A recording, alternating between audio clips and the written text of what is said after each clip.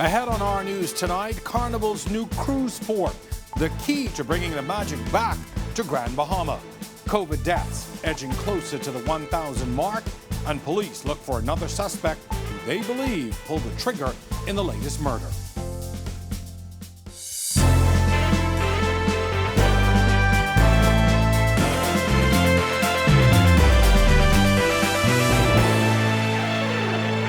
This is our news. I'm Jerome Sawyer sitting in tonight. Well, back-to-back big news for Grand Bahama.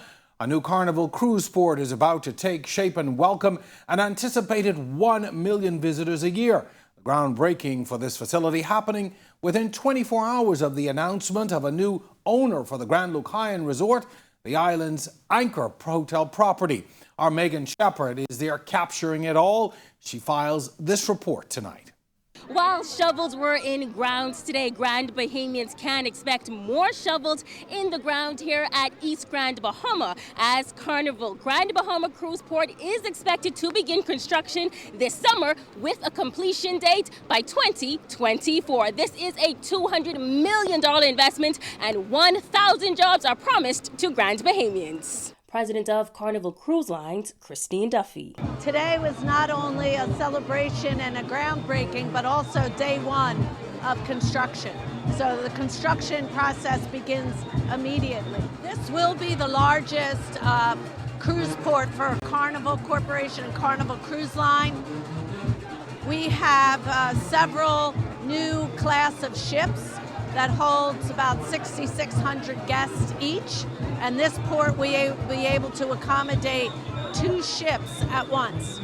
Prime Minister the Honorable Philip Davis telling stakeholders and the people of this community, Grand Bahama's economy is on the way up and the magic is returning to the city. He says Carnival's cruise port is playing a pivotal role in the island's revitalization. Carnival's projects, no doubt, will play a critical role in engineering the economic growth of the Grand Bahamian economy through direct employment and entrepreneurial opportunities. Altogether, we are talking about a projected 1,000 permanent jobs for the people of Grand Bahama.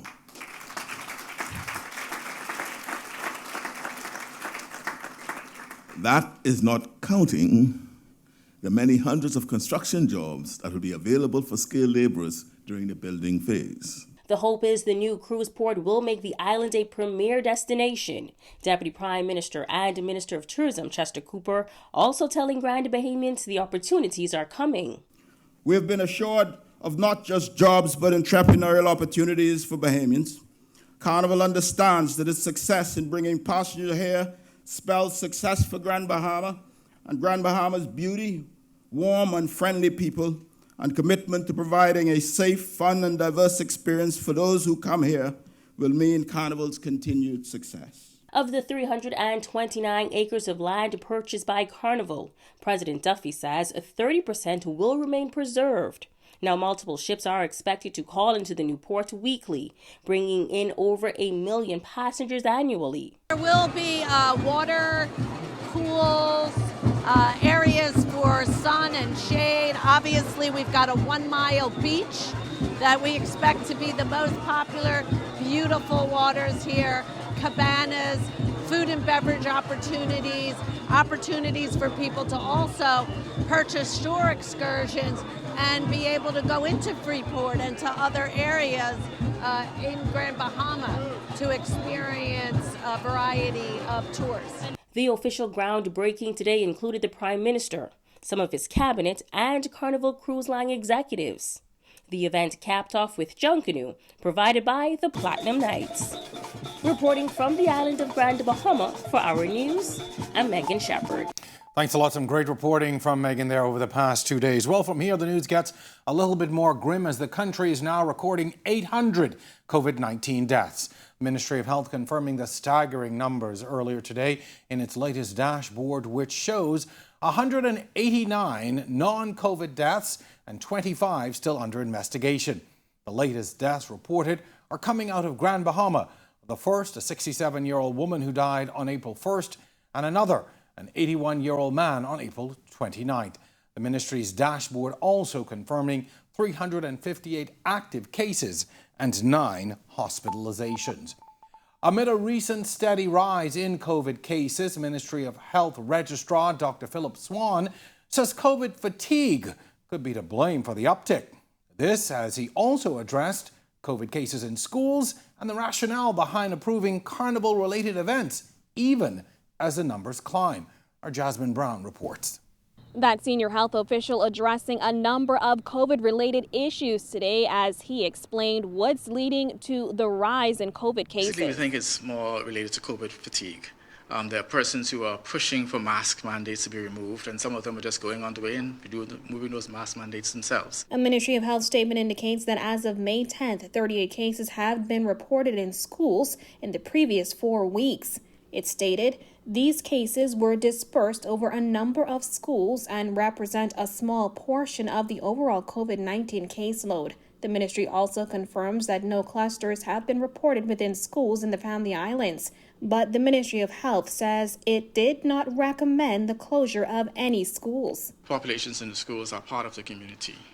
The numbers of schools that we have, a number of cases rather that we have experienced or been reported from schools are not to a threshold where we feel the school needs to be shut down in order to control anything, because there's no outbreak or anything in the schools. Dr. Swan was also asked about the decision to grant permission for a weekend of carnival events that includes a beach fete and road march. They applied for 500. I say it because they said it. They applied for 500. Actually, they approved for 300 to 500. We were generous and gave them 500. We don't make typos on those type of applications. It might be addressed to the wrong person, but it ain't gonna be the wrong number.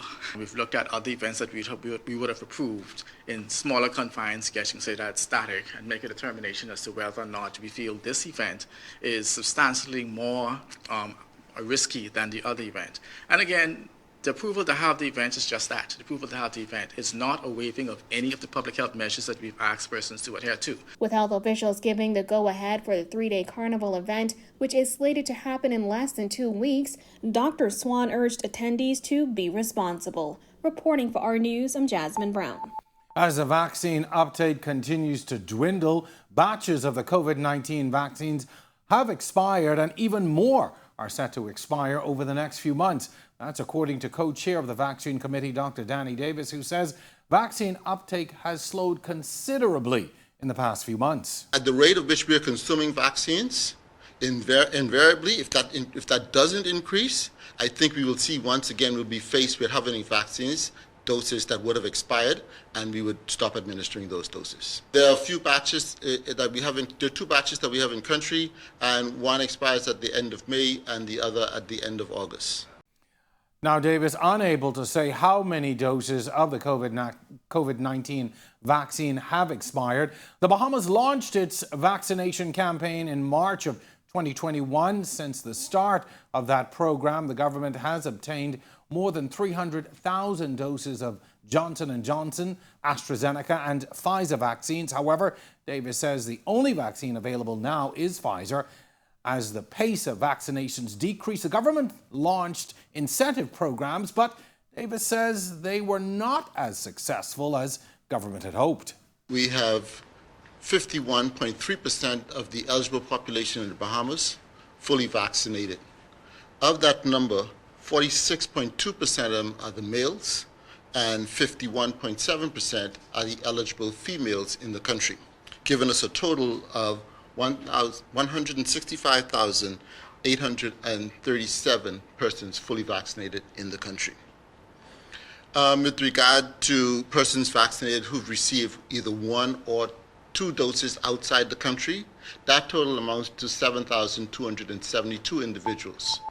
Well, police tonight are appealing for any information after a man is shot and killed on Butler's Alley off of Carmichael Road shortly after 3 o'clock this afternoon. Police telling reporters on the scene that upon their arrival, officers were directed to the rear of a residence where they found the man, who police say appears to be in his mid-20s, lying on a septic tank.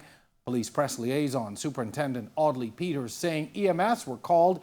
The man was pronounced dead. Peters saying details are still sketchy. We want to say to members of the public who are aware of persons being in possession of firearms to inform the police so that we can take action and take these persons off the streets. In the last 2 weeks, we would have taken more than about 20 firearms off the road, placed a good number of persons before the court who are now being either on bail or been in custody on remand waiting trials. And all of this is in an effort by the members of the public and the police working hand in hand to take firearms off the street, to take dangerous drugs off the street.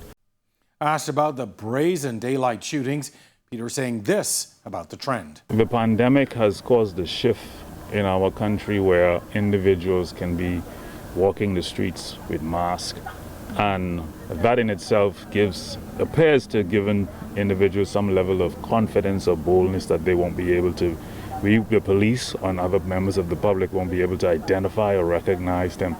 And so hence we've seen persons brandishing firearms, as well as walking the streets with firearms, as well as using firearms against others, broad daylight, having their faces disguised.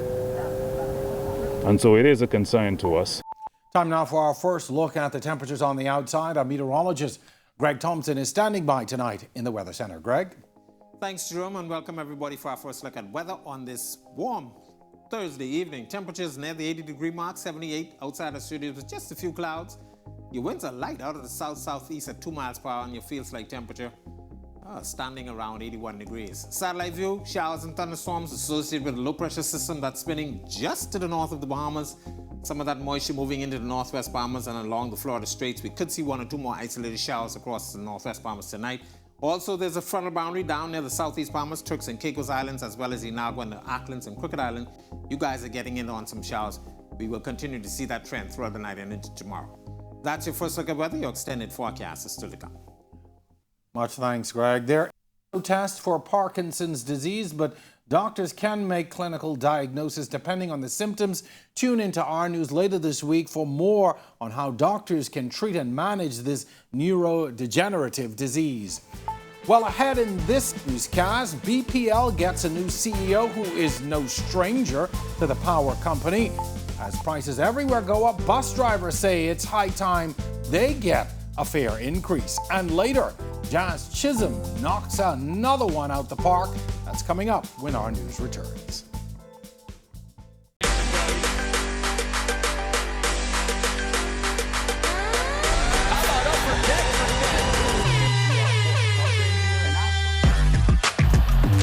Got size at 6'5".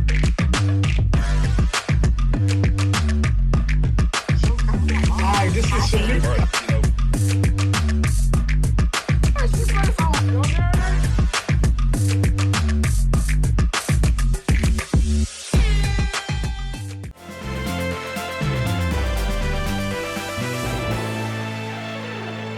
Employees in the Ministry of Finance claim they are being overlooked for promotions and reclassifications in the government's massive public service promotions exercise. It's put the Bahamas Public Services Union up in arms and is giving government 14 days to address their concerns. Berthany McDermott is following this. The finance and accounting officers who have not received promotions for some 15 to 20 years. It is unfair and it's an injustice. The Bahamas Public Services Union is giving the government 14 days to rectify the promotions and reclassification of more than 250 finance and accounting officers. Ferguson said the former administration amended the salary scales, making way for their salaries to be increased. However, he says the Davis administration is choosing a different path. I am advised that the Public Service and the Ministry of Finance is seeking to do a post-upgrade, which will actually take monies from these individuals and significantly disadvantage them financially, which is unfair. The BPSU president pointed to the Memorandum of Understanding signed by Prime Minister Philip Davis while in opposition to address issues like this. Ferguson said they've been unable to get a meeting to address the concerns. While the Davis administration has only been in office for 8 months, Ferguson feels that's enough time to have made strides in addressing these concerns that go back years. His sentiments were echoed by these employees who are saying they feel overlooked as they dealt with the salaries of the many who received promotions since the New Day government took office. I'm on vacation and I came into office to do a payroll model. and we can't get compensated. We can't get $1 from these people. It's disheartening. We deserve to be promoted properly.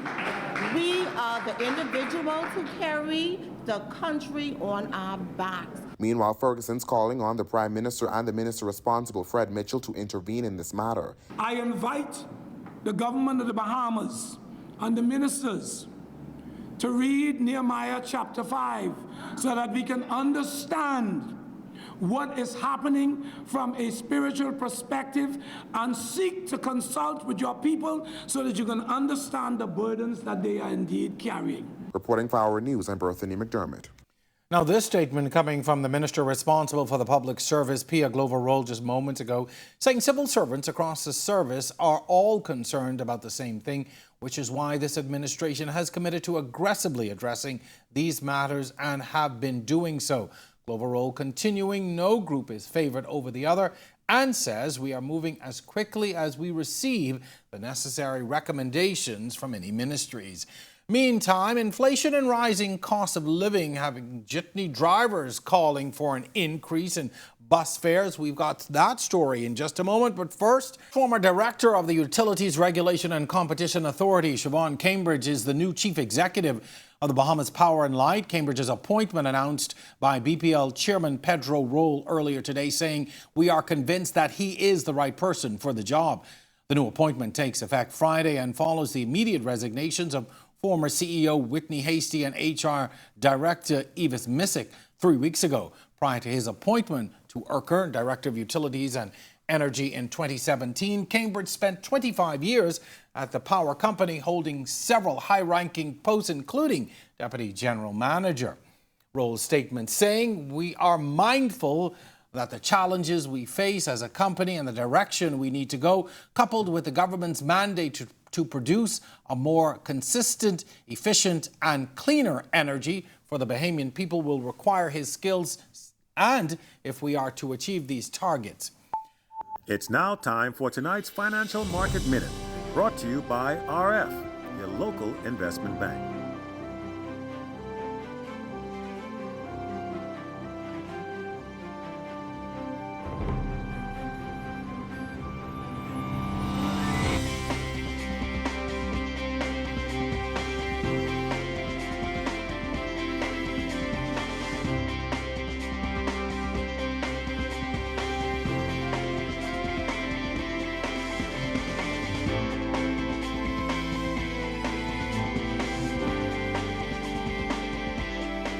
This has been your Financial Market Minute. To explore the best performing mutual funds in the Bahamas, visit our website at www.rfgroup.com. And on the other side of the break, find out why those bus drivers say they need to raise fares. Plus, in sports, Jazz Chisholm knocks another one out of the park. We'll have the details when our news returns.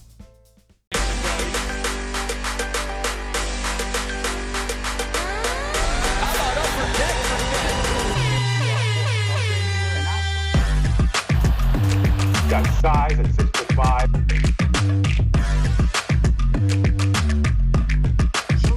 Hi, this is Shamik.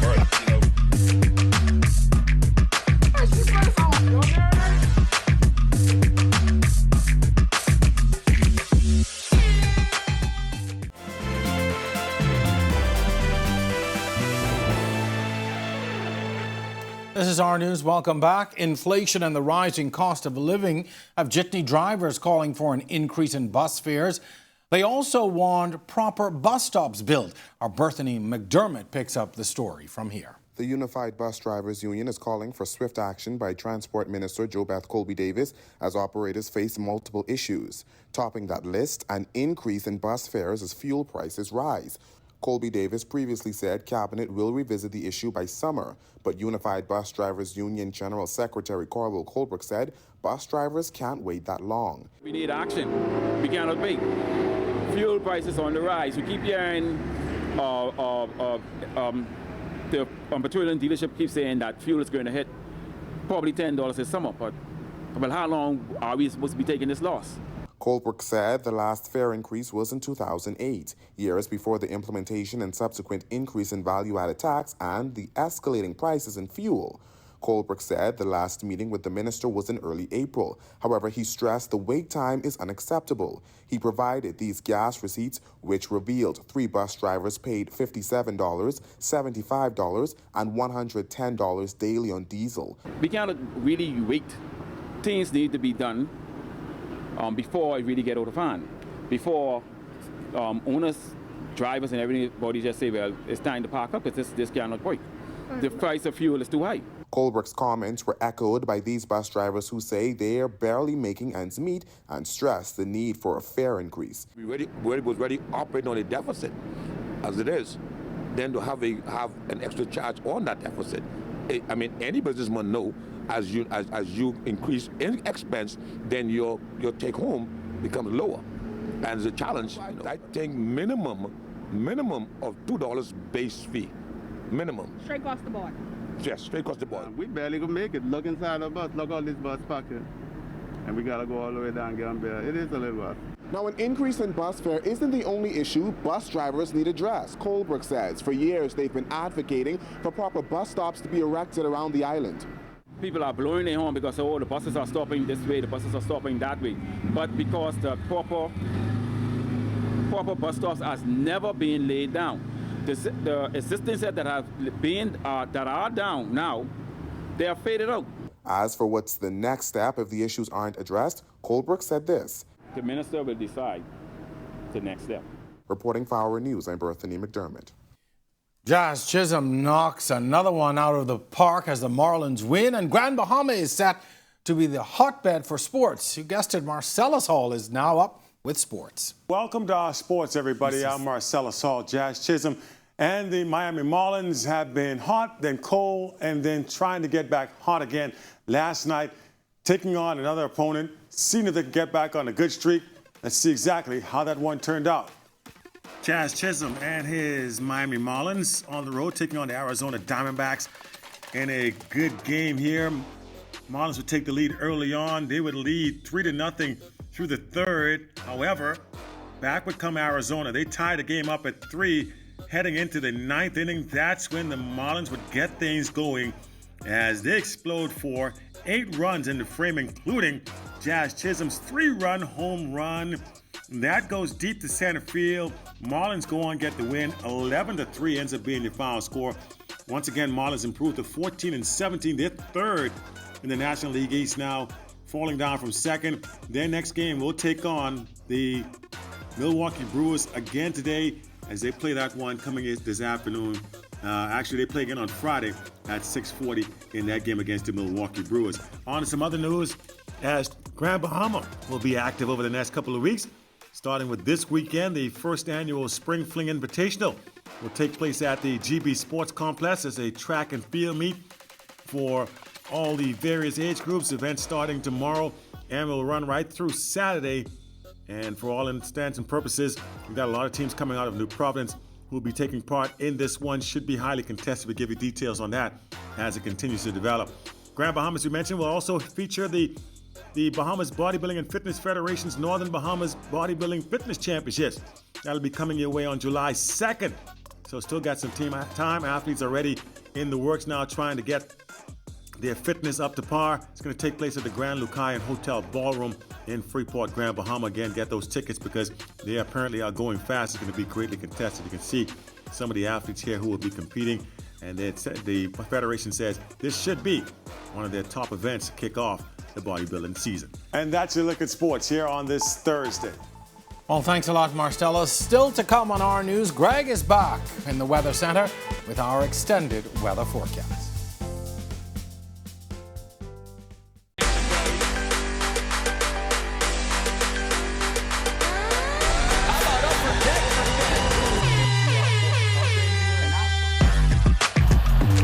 Got size at 6'5".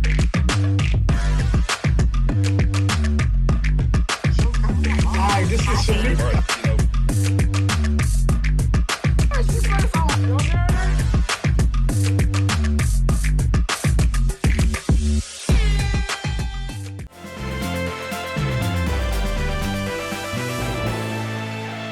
It's time now for our extended weather forecast. It's been kind of crazy out there all week, but Greg is back in the Weather Center with a look at conditions in the week ahead.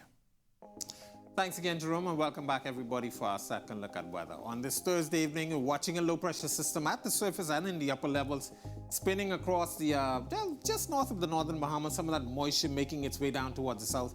The low is actually sliding south-southwest, should start to move towards the west over the next 24 hours, move into the Florida and Georgia area.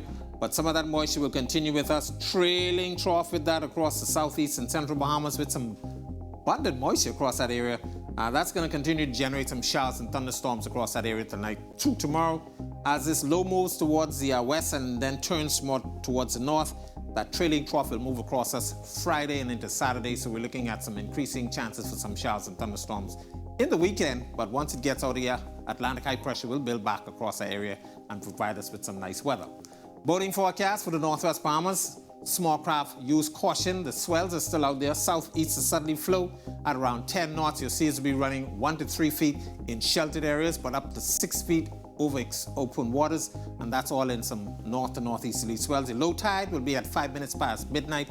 For the central and southeast Bahamas, a caution flag down there for you as well. Southeast to south winds, 15 to 20 knots. You'll see it will be running 4 to 7 feet over the open waters. Here's a look now at your national forecast.